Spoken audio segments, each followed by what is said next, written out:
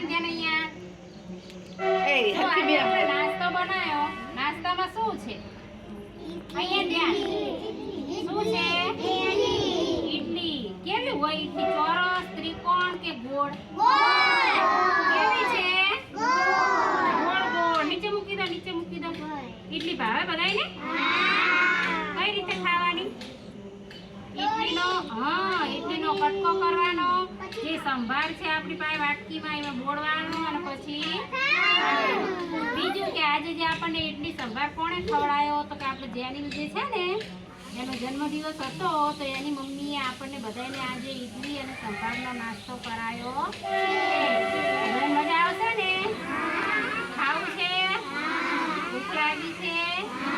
સરસ. તો ચાલો એકવાર હાથ જોડ દો બધાય.